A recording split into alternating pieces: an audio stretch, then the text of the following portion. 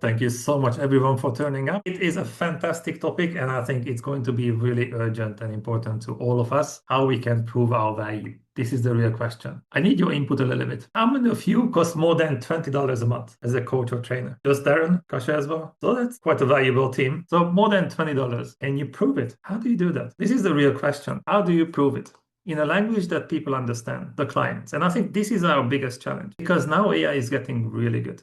So probably there is a version of AI coach, an analyst, an HR assistant that from a customer perspective looks very similar. They never complain, they can do overtime, and they have insane amount of knowledge. How do you compete with that? Because at the end of the day, we are priced against this. And yes, you can charge much more. How do you prove that in a way that the clients understand it? That's the real question. So they don't assume that you just provide information, that they could have it from the robot as well. How do you do that? That's the real question. Because at the moment, there are two insane forces squeezing our field.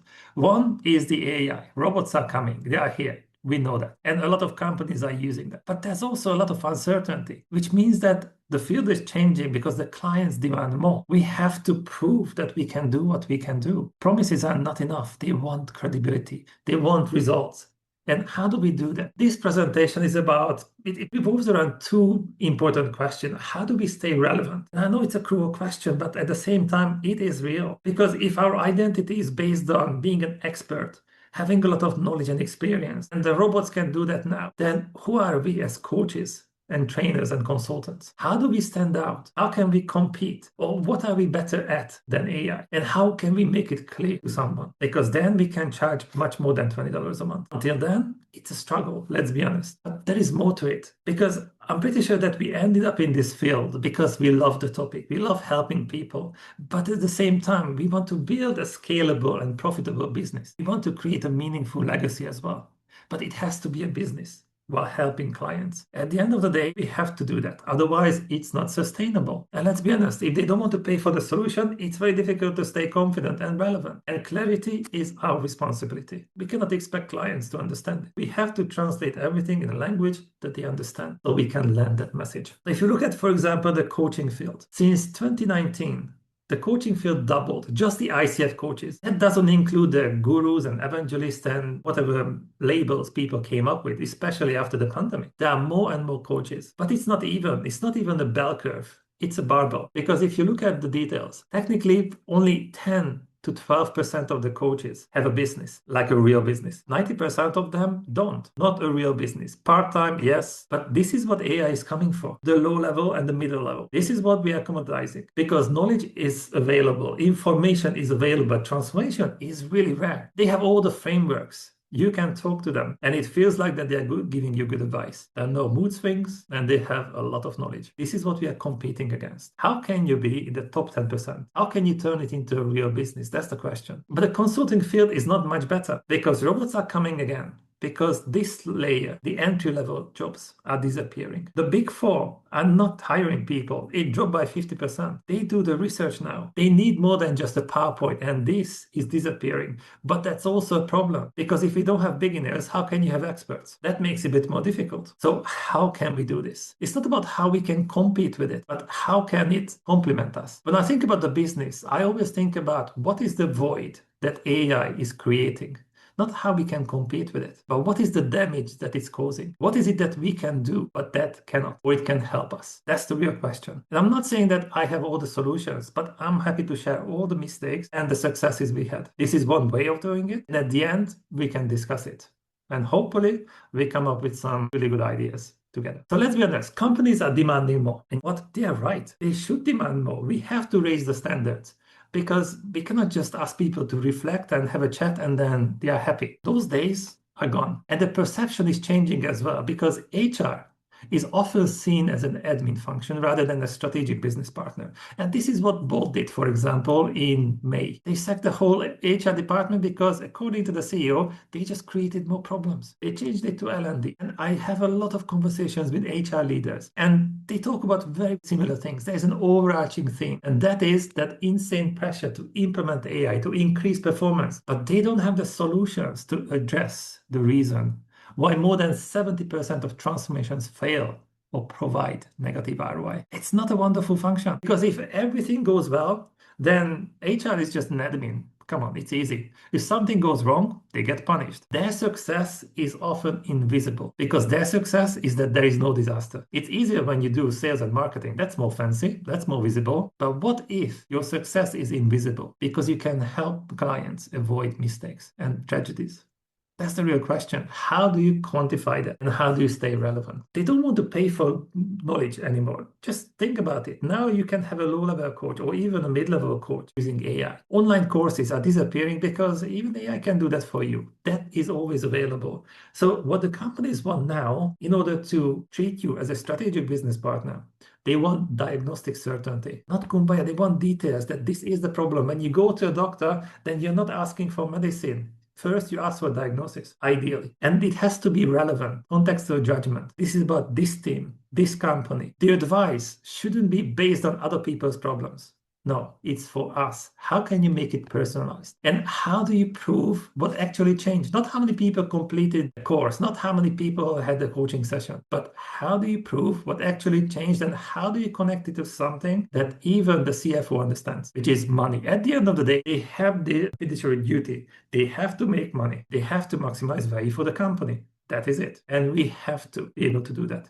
We have to show them. Again, they are right because the situation is not fantastic. They are spending a lot of money. Often the budget is not a problem, but this is where we are now. Burnout rate is up by 50% compared to previous year. Disengagement is absolutely fantastic. And the managers are not engaged at all. That is the sharpest fall on record last year. This is where we are starting. So we have a lot of AI transformation, a lot of uncertainty, but the situation is getting worse. It's not that something doesn't work, but it is getting worse. So of course they demand more. How do we help them? How can we be in the top 10%? That's the question. And here's the problem, that if you look at transformation, it is everywhere. And again, I'm just looking at where is the void? Where is the budget?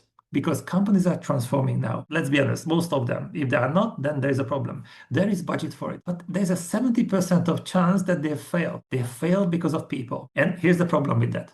80% of budget goes to technology. That makes no sense. But in a way it does because they react to what they see. Because technology is more tangible. It's visible. I understand it. But when it comes to people, come on, they get paid. They should do what I'm telling them. Very inspiring. But 70% of them fail because of that. So the question is, how can we measure and optimize what actually decides the outcome? The human side. That's the real question. That's exactly how we can prove our value because they want more certainty so we can help them avoid that. My name is Csaba and I'm the founder of iSeeker Global. It was founded almost 10 years ago and that's exactly what we do. My passion is to bridge the gap between the academic world and real life because at the moment I think there's a huge disconnect. So the idea is to translate the latest business insights and academic insights into something practical, applicable, so people can use it. Because it doesn't matter how smart we are. If people cannot use the solutions, then there's no positive impact and there is no positive results.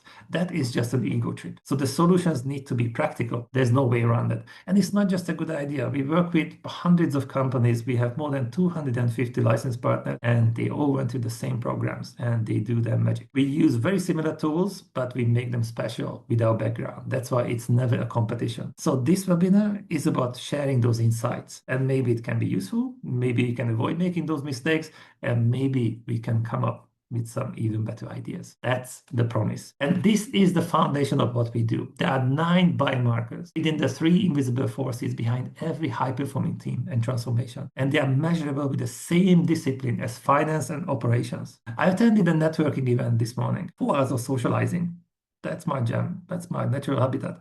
But the point is that as soon as we talked about people and cultural differences, then the feedback was, that's abstract, that's weird, that's not real, that's just kumbaya. I said, nah, that's not true. The topic is not new. The solutions are relatively new. And the problem is that a lot of people are not aware of them. And usually those are the ones who need them the most. And that's a problem. So how can we reach them? And how can we prove this? Because based on the 3 invisible forces and 9 biomarkers, your team can be the growth zone. That's where the magic happens. They can be in stage 2, the time bomb, but they have a problem with 1 of the invisible forces. Decline is when they have issue with 2 and game over. That's a nasty place. But there is a way back. We have a case study. So here's a real question. If you run a company, exactly how much money you have a forecast, you have a snapshot of the company. But when it comes to people, there's lots of guessing. Maybe some engagement surveys with no action, maybe, but not much more than that. Would it make sense to know where your team is? Could you make a more informed decision? Would you help your team? Because 70% of transformations fail if you don't. The odds are against us, let's be honest. And that's exactly what we can address. And here's an example. This is the global leadership team of a Fortune 500 company in the US. The initial diagnosis, not ideal. So this is the team result. They scored really low on psychological safety and motivational drivers, the two invisible forces. As you can see, the average is here, but it's very polarized. So how is it possible that within the same culture, under the same leadership, people experience life really differently? 6 months later, this is where they were. As a team, they were in the growth zone. As individuals, not everyone. But this is how we can measure it. We can see exactly how it changed. Psychological safety by 30%. Why is it important? Because that is the number one trait of high-performing teams.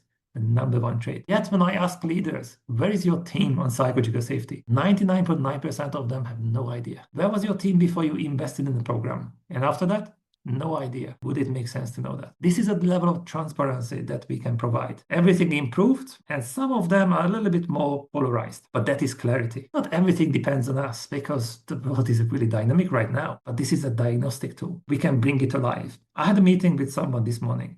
And she said that she keeps telling the leader he's the problem. But the leader is getting pissed off now and she's in trouble. And I said, that's exactly the problem. Because it doesn't matter how smart you are, your opinion can be dismissed as something subjective. But when you see a report, it's objective and you can see that this is how your team feels, this is where they are, that's how they function, it becomes real. It becomes much more objective. So it's easier for the clients to take it seriously because it's not just reflect on something that you have no idea about. Be nice to people. Give them a free lunch. There is more to it. There is a science to it. There is a blueprint of why people think and behave differently. You have to create the right environment, and then you have to turn differences into synergy instead of painful liability. So today I would like to show you 3 different case studies just to make it even more practical. Because everything is about how to stay relevant, build a scalable and meaningful business, and prove how much value we bring. And here's the problem with that. Value is subjective. Just because I value something doesn't mean that it matters to you. I can tell you a heartbreaking story that, for example, last year we have a holiday home and we spent a lot of money on changing the roof and all those things. It cost a lot of money. I told the guest, first question was, is there a new TV? Fantastic. For them, the value was the TV, not the roof, not the insulation, the TV. And I think that's exactly what we experience in our field as well. Most of the clients don't really care how many qualifications we have. They want to see the results. And when you have this, it's much easier because you can show them that this is what I did last time with a client. And hopefully we are going to do even better with you as long as you are committed. That makes it tangible, that makes it real. But this is a challenge. It's not a problem when people are not aware of something because they can be curious. But the problem is when they think that they know something, when they think that they have the right solution. So now I want to show you 3 different types of investments because once we put a label on them, it's easier to recognize them and maybe you can even talk to your clients. One of them is the leadership programs that deliver negative ROI. On paper, that doesn't make sense, but it's real. If you look at this picture, this is the dashboard of our SUV. I saw this and I thought, okay, battery is low, let's charge it. I charged it all night. In the morning, it was lower. I said, that doesn't make sense. I called my brother, said, what's going on? And he asked me, do you know that you have 2 batteries? I said, do you know that you cannot charge this one? So the problem is that I put a lot of effort into solving a problem that wasn't the real issue. And that's exactly what a lot of companies do. MIT Sloan Management Review wanted to understand why most leadership and team developed programs return negative ROI. Not that they don't work, but they cost money. There's no benefit. And the research showed that most of them were evaluated based on how informative or entertaining they were. And that's why we have that title. I loved your workshop. Great. But we are not in the circus. We are not in the entertainment business. We have to provide value. Often they made decisions based on packaging. It's almost like a corporate Tinder profile. Looks good. Oh, I recognize it. Let's buy it. Does it work? I don't know. Everybody completed it. Everybody loved it. Very good. Then they can go to the cinema as well. Same value. Nobody measured the impact on the people who matter the most, the team. And often that's the challenge. A lot of leaders go and attend some inclusive behavior programs. And yes, they learn a lot. They think they're doing the right thing, but nobody's measuring the impact. Because if your team members don't feel included, you're not an inclusive leader. It's that simple. So often they have the best intention, but the impact is negative because they don't have the data. They have hope and they have assumptions, but that's not how you have to run a business. That's not sustainable. They can also have engagement programs that only entertain. And this is the segue to this topic because The Industrial Relations Journal had an interesting research. They analyzed 90 different interventions, and only one of them had a slightly positive impact, only one out of the 90, and that was the volunteer work. Nothing else had impact on engagement. Yoga class is fantastic, lunch, very good. I'm not saying they are not needed, but if you want to engage people, they just don't work. Missing the point. But then sometimes they also want to feel good. So let's get them something, let's inspire them so they get motivated and nothing happens. And growth mindset is one of those things. Everybody loves it. You attend the course and then your growth mindset is off the chart and you're very positive for 2 days. But the problem is that even according to Carol Dweck, who coined the term, first of all, if you cannot measure it, then it's difficult to optimize it. Then we also have different fixed and growth mindset proportions in different areas in our life. But the best thing is, and I think that's also concerning, that you can have off-the-chart growth mindset, but if your environment is toxic, it's not psychologically safe, it's not nurturing, it has zero benefit. And this is some Carol Dweck. That's how important the environment is. How do you create the right environment where innovation and growth can happen? That's the question. Yes, they feel good, but nothing happens. Doesn't change anything. But maybe you're under the impression that everybody loved it, so it's good. Entertainment versus engagement, not the same thing. But then other solutions, no, let's be honest, most of them were designed to optimize something that shouldn't exist anymore. And this is also true that most of the management and leadership programs and models were created by people who were born just after the American Civil War in the 19th century. They were designed for the challenges of the 50s and 60s. There was no internet, no EU, no cheap flights. They had very different challenges. And it's a no-brainer that new challenges require new solutions. If you look at this chart, even just before 1975, less than 17% of the value was created by humans.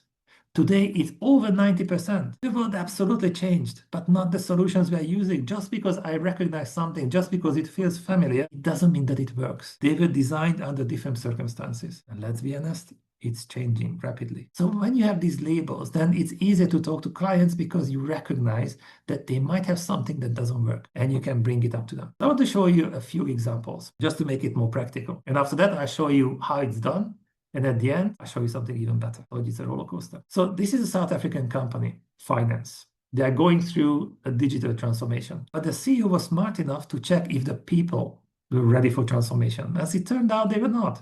4 out of the 9 biomarkers were suboptimal. And that's really good because before spending a lot of money on something to fail, they wanted to build a strong foundation. Because if you look at this picture, when I did a post on LinkedIn, it had more than 700,000 views because it resonated with people. That sometimes the problem is absolutely clear. The solution is clear, but then you have people with really different agendas, very different perspectives. And that's why most transformations fail because they are not aligned.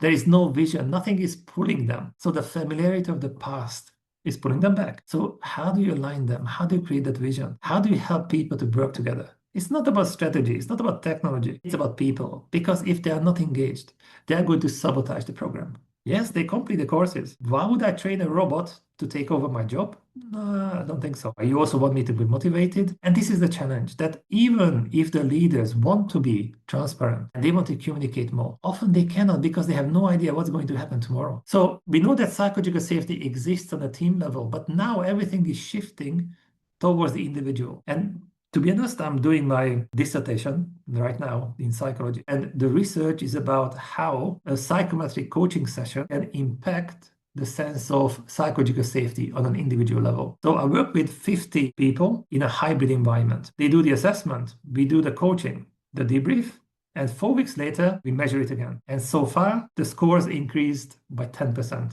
An average. And that's exactly the missing part. Because if you look at the Western European and North American ideas, it's all about the team level. Yes, but your sense of motivation and psychological safety depends on you, how you interpret the situation. You can see that in the case studies. Within the same environment, under the same leadership, people experience work very differently. And the difference is often in their head, the past experiences, how they interpret the situation. So everything is connected. So it's shifting towards resilience. And we can make it even more visible. That's the beauty of it.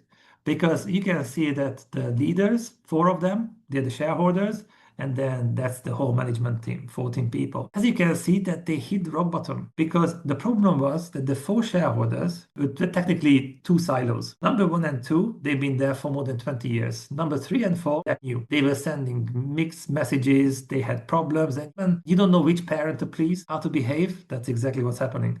And these people had enough. So here they have an option. They can make an informed decision because, let's be honest, the differences are measurable and the results are predictable. So no guessing. But if they know that this is where they are and then they are getting out, so it's not that it got worse. This is part of the process, but they have to wake up. That's a very different level. So this is also part of it. How can we make our topic more visible, more tangible, so it's more understandable to the clients? That goes beyond how much they loved something. How can we quantify it? This post did more than 1 million, I think 1,200,000 views on LinkedIn, because it's so easy to jump to conclusions that, yes, loud people, and then these are all extroverted people or introverted at the bottom. That's not true. We have plenty of case studies. We work with more than 900 global leadership teams.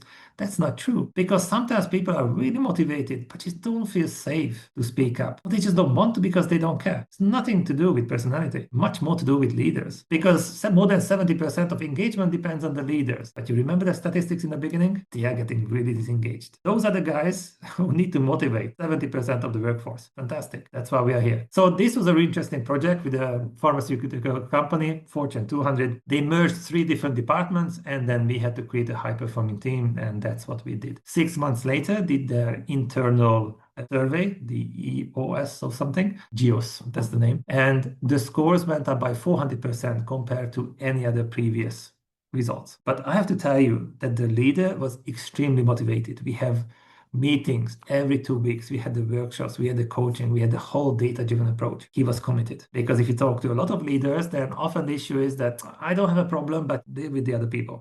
That's not how it works, unfortunately. So the question is that if the clients don't have money, then maybe it's not about spending on something more, but how about replacing what doesn't work? It's nice to do engagement surveys and all those things, but what is the value of that? Habit? You logged into a contract? What if you just change it to something that actually works? And this is what, for example, a bank did in the Netherlands. They had 65,000 employees and they certified 10 people internally so they can use our solutions. Now, that is scalable. That is sustainable because they are gaining the data that is actually useful. So I just want to show you, and this is going to be a bit more technical now, but you can see why it might make sense to you as well, because this is what we are using. This is how we got the results. We use 2 different assessments. So we're not selling assessments and tests. We offer data-driven leadership, team, and culture transformation. And I think that's the key. Nobody cares about the products.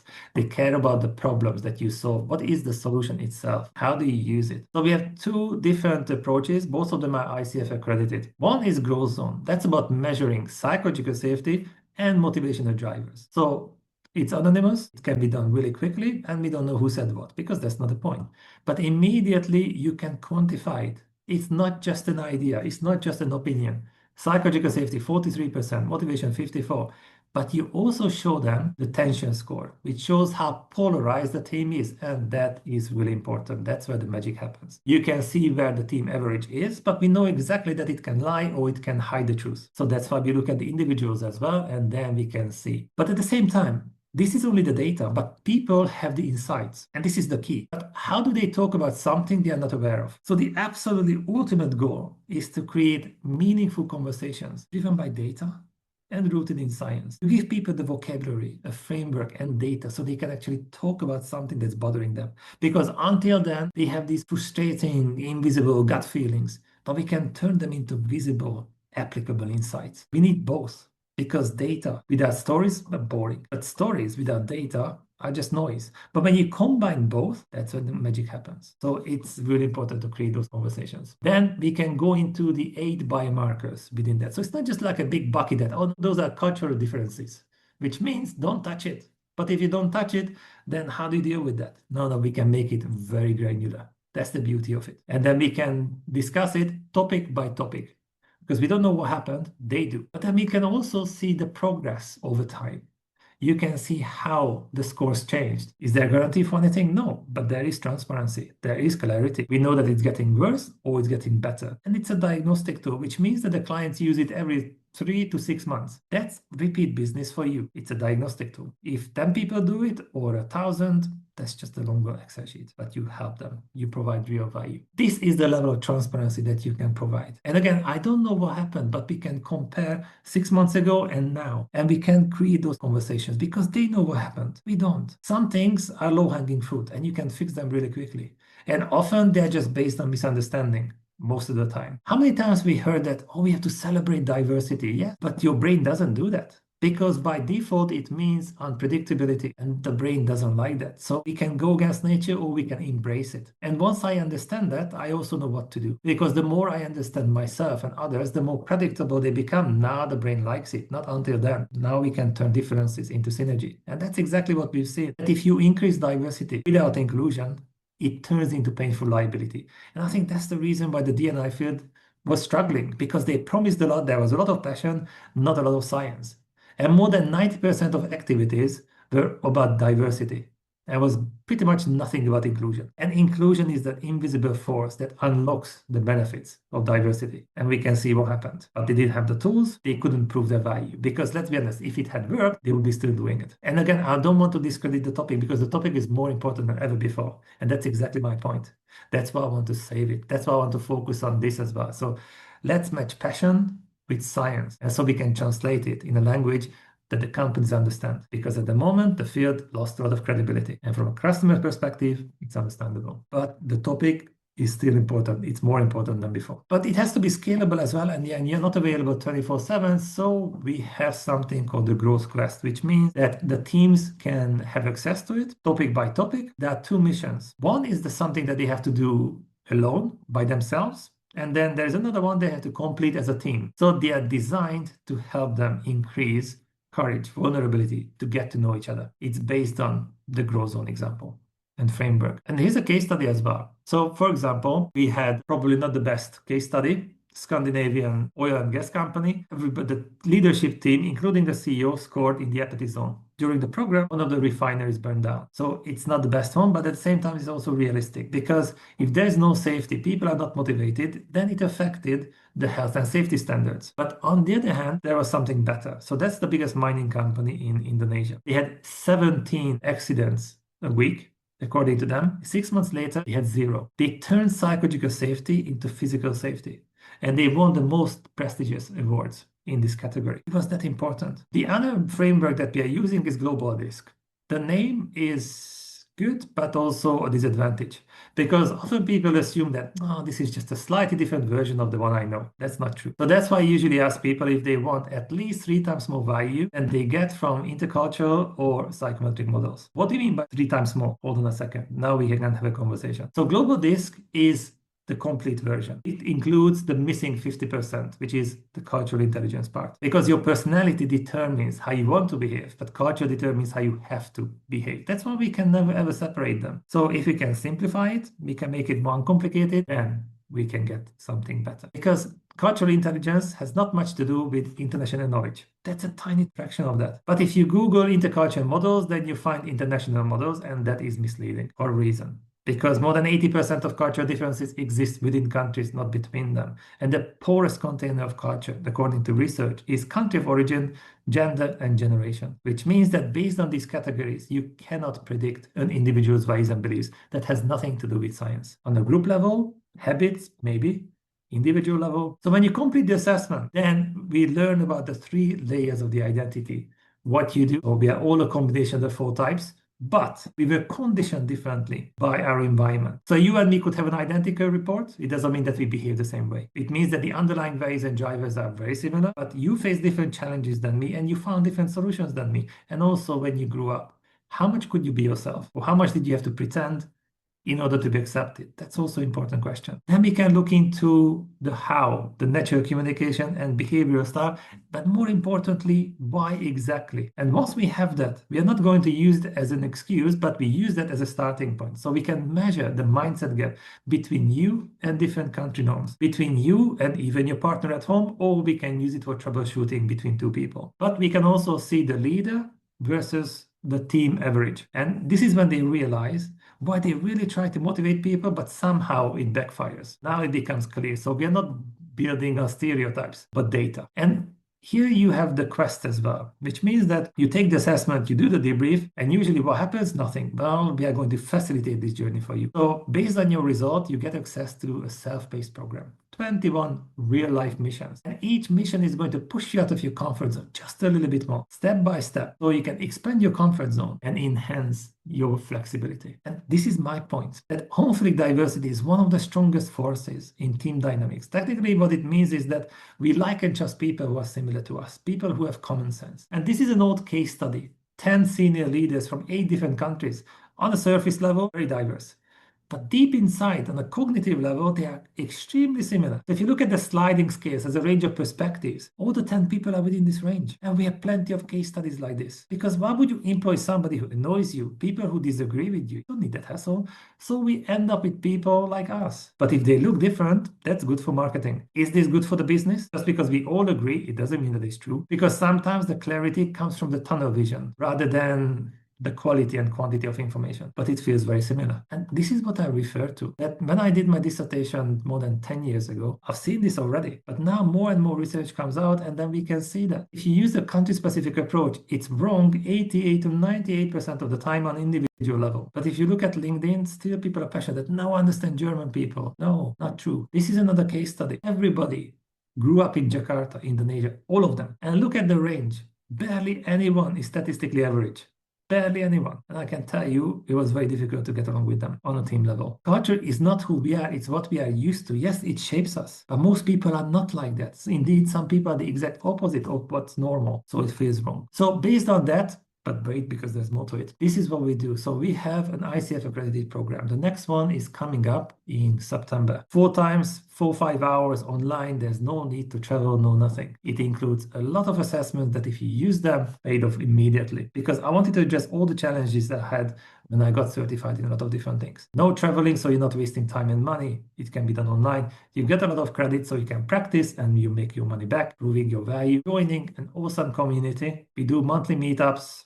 We have a lot of knowledge and experience as a community, very different backgrounds. We can learn from each other. That's the beauty of it, because we can quantify things. But there's something else that this is the first time that I'm sharing this. So this is about the Game Changers program. This is what I've been doing for years, and only the senior partners within ICQ are doing this. It's the highest level of data-driven approach. So technically, there are different ways of doing it, but the same methodology applies. 5 sessions can be individual, can be just for the leaders, it can be for the leader and the team as well. And at the end, they get a 1-pager of how they make sense of the world. It is that clear. We had plenty of case studies where people said that in 3 sessions, they made more progress than with 5 years of therapy. I know that therapy is a good business model for the therapist, but not necessarily for the client. We have to look into the future. We have to give them the blueprint so they can walk away with a blueprint. We also have Gloria, that's her, our AI coach. So she's not going to give you advice based on other people's problems. She is trained on our methodology to upload your reports, and she's going to help you based on that. It is that customized. Your report, your data, our methodology, not generic advice. She's always available. When we created her, I asked her, I said, can you show me how you look? And this is what she said. Okay, so that's her.